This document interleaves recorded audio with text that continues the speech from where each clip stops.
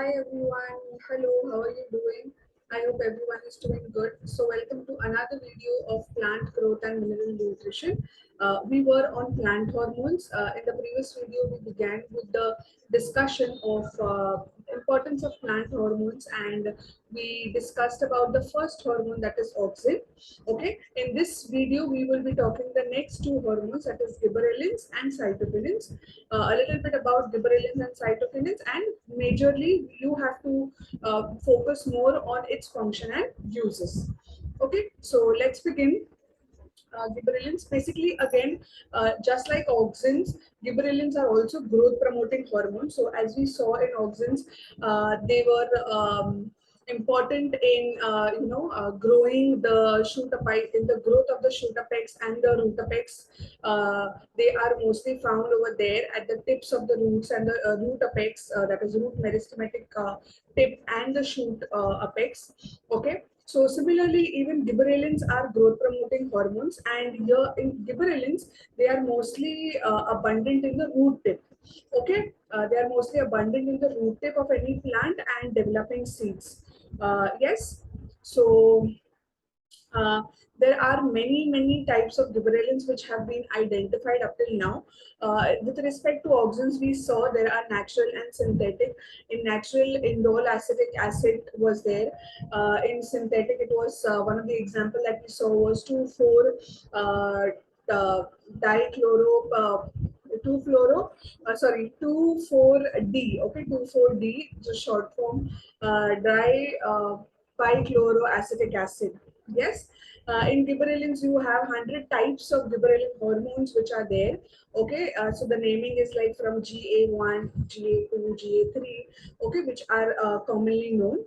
Yes, mostly as the name gibberellic acid, gibberellins or gibberellic acid. So they are acidic in nature.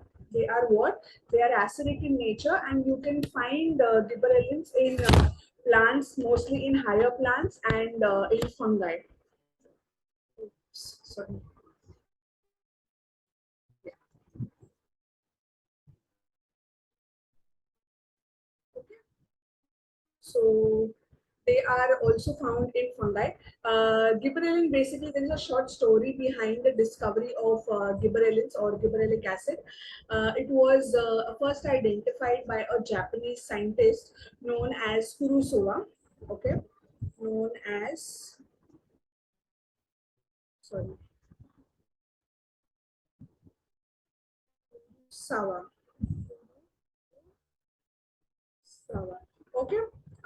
He isolated this hormone from a fungus known as Gibberella fugicuroi. Okay, he observed that when a rice plant was infected by fungus known as Gibberella fugicuroi, okay, so the this gibberellin, the crystalline form of gibberellin was isolated from that fungus culture. Okay, what did you observe? That this rice, that is why I have included this picture. Okay, uh, when a rice plant paddy field was infected by this fungus Gibberella furicoi, okay, Gibberella furicuroi, okay, yes, then it showed extensive stem elongation called Buchanan disease. Extensive stem elongation called Buchanan disease. Okay, now you can see over here A and B. If there is an infection with the fungus, so it showed a lot of stem elongation.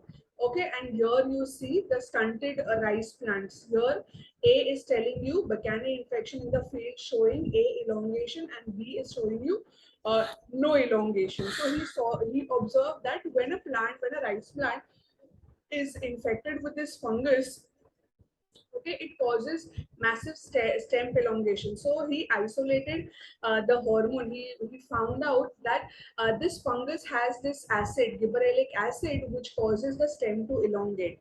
Okay, and he named it, then it was named as gibberellins. Okay, it is synthesized in young leaves, seeds, root, stem tips, etc. Okay, So this was the identification of this hormone. This is how it came into identification. Okay, so let's begin with the functions of gibberellins. The um, chemical structure of gibberellins look like this. You need not by heart the chemical structure, but you can see it is acidic in nature because it is having acid COOH as a functional group. Okay, so the first function is it promotes bolting. What do we understand by bolting is sudden elongation of internodes. Right now, we just saw in the previous slide that if any rice paddy field is infected with this fungus, it shows massive stem elongation. Okay, that is, a shoot system grows rapidly.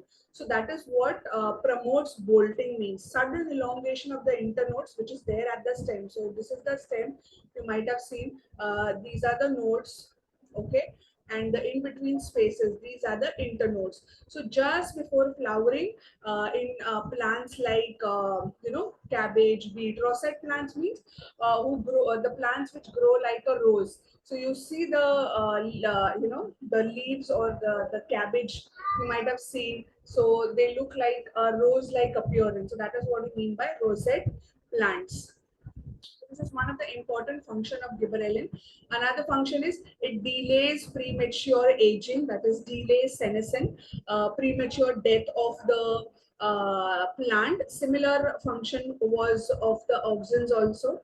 Okay, it induces parthenocarpy. Even auxins we studied that it also induces parthenocarpy, that is fertilization without fruit formation without fertilization. What is parthenocarpy? Fruit formation of the fruit flower, okay, without the actual formation of the seed. Yes, then it also functions in elongation of the stem and reverses dwarfism. So as this is connected to the first function, elongation of the stem. So in turn, what it is doing, it is, if any plant is stunted, it is not growing properly, so it will reverse that. Okay, it will cause the stem to grow rapidly. Also, it induces maleness in certain plants like cannabis. Now, these are a group of plants, okay, wherein if you apply gibberellins to them, they will promote the growth of the male reproductive system more. So that is what we mean by maleness, male reproductive system of that plant. Okay, it also functions to induce formation of hydrolytic enzymes. Okay.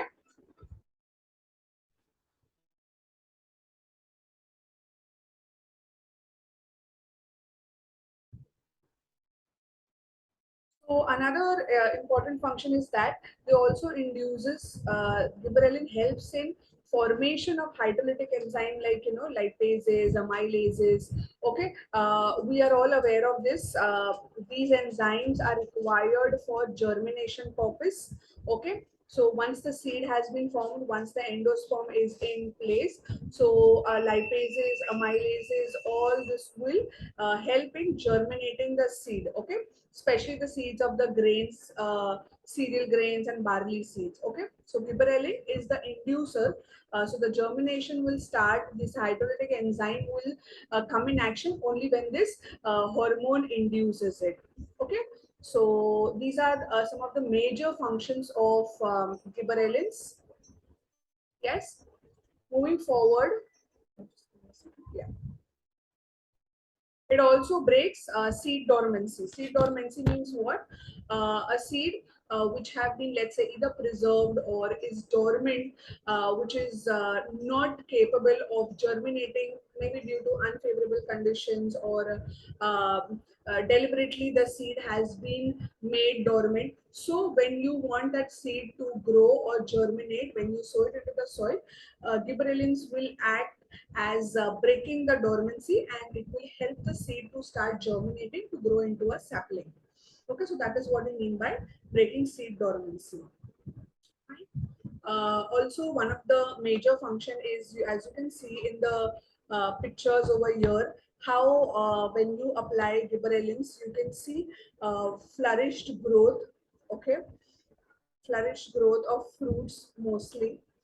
Yes, in addition to elongation of the stem, so in fruits like pears, apple, grapes. When you apply gibberellins, it increases the fruit size.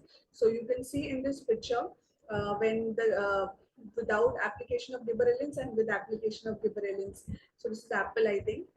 Looks like more tomato, but this is apple. So when you apply gibberellins, it increases the fruit size. Okay. And if a dwarf plant is there and when you apply gibberellin, so it grows nice tall. Yes. So grapes, apples are some of the examples. Apple, pear. Yes. Okay. So these are another few examples of functions or applications of gibberellins.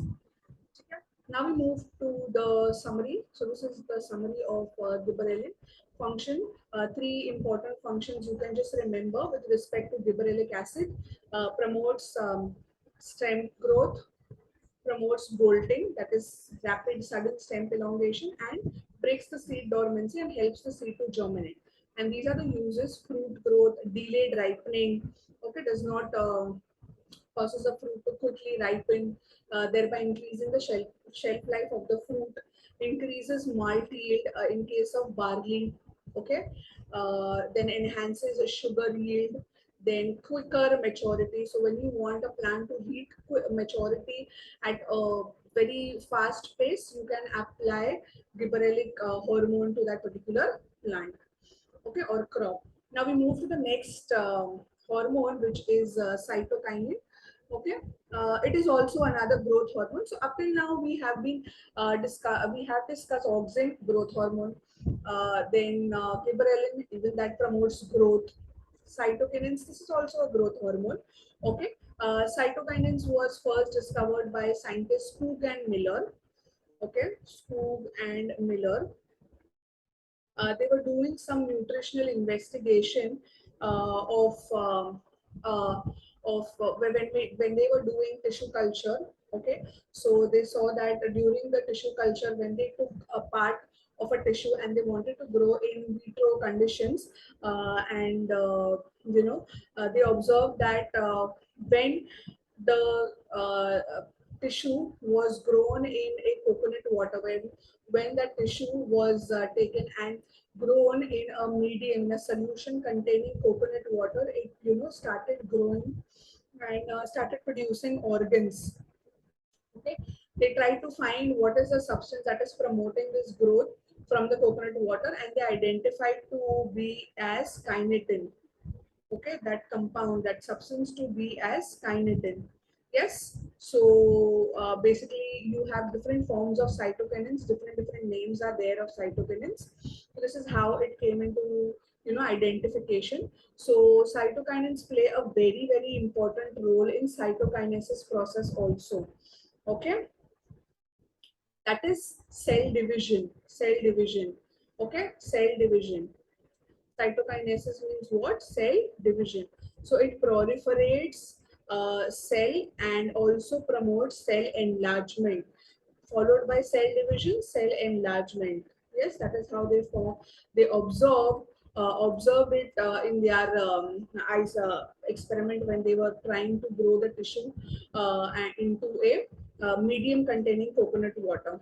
Okay, so they play a very important role in cytokinesis. They are naturally synthesized in plants, wherein they help in rapid cell division in regions like root apices, shoot buds, young fruits. Okay, so these are the places where they are more effective. More effective. Fine, you can see the chemical structure over here of one of the type of cytokinin. You don't have to by heart it, you just have to know the name. So naturally occurring cytokinins, these are the example: zeatin, which are found in corn kernels, coconut milk, then isopentenyl adenine. Yes, these are the naturally occurring hormone cytokinins. Synthetic ones are kinetin, benzyl adenine, diphenylurea, 3-diazuron. Okay, these are the examples that you need to know. Many questions are asked in MCQ with respect to this topic. So naturally occurring cytokinin hormone and synthetically occurring cytokinins hormone. Okay, so this is a general understanding or introduction of cytokinins. Uh, Moving to the function part of it. Yes. So mostly cytokinins promote lateral and adventitious shoot growth. Okay, what do we mean by lateral and adventitious? As you can see in the figure, lateral buds. Okay, the sideways, and it is used to initiate growth, shoot growth in culture. So lateral and adventitious shoot growth, uh, it means that if the plant has, so these are the lateral buds. Let's say one more bud was here in the middle. So the cytokinins will be more active, will promote the growth of these lateral buds, the lateral shoot. Okay, yes. So that is what we mean by lateral and adventitious shoot growth. Okay, and it is used to initiate shoot growth in culture. So in vitro, that is in lab setup, if you use cytokinins for growth as a growth hormone to grow plant in a lab setup, it will mostly promote what? It will mostly promote the shoot system. So you have two systems. Above the ground surface is the shoot system, and below the ground surface is the root system. So cytokinins mostly promote the growth of the stem and the shoot system. Okay, yes. Whereas auxins mostly produce root system that we have studied in the previous video. Fine. Moving to the next function, helps in overcoming apical dominance induced by auxins. So with respect to auxins, we have studied that auxins promote apical dominance. Okay, so if these are the lateral buds of the stem, and this is the, let's say, the apical bud, so the auxins promote the growth of apical buds. Okay, apical at the apex, whereas cytokinins does what? It helps in overcoming. It does not promote apical dominance. It promotes the growth of lateral buds. Okay, so it reverses, helps in overcoming apical dominance, which was induced by auxins. Okay. Also, it stimulates the formation of chloroplast in leaves, and it promotes nutrient metabolism and delays premature aging or premature death. That is, delays premature leaf falling. Okay, so delay leaf senescence. Specifically, the leaf senescence is prevented because of cytokinins. Okay, so this is a map or summary of the cytokinins. Yes. So with respect to the upper function, helps in leaves growth, growth of the leaves, growth of the shoot, overcome apical dominance, delay senescence, and mainly it is one of the growth hormone which promotes cell division rapidly. Okay, at the root apex. Mostly root apex will show these functions when cytokinins are active.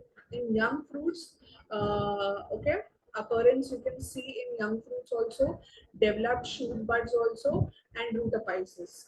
Okay, sorry, I just mentioned that cytokinins in root apices, they will show all these functions. I'm so sorry. If you look at this map, it is giving you three information where you will find cytokinin, what are the functions in general, and what are the uses in general.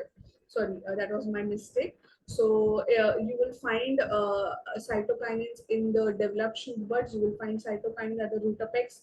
Also, you will find in young fruits.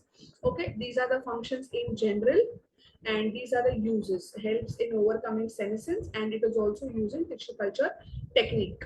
Okay, cytokinins are synthetic ones are used in doing tissue culture experiments. So that's all for this video.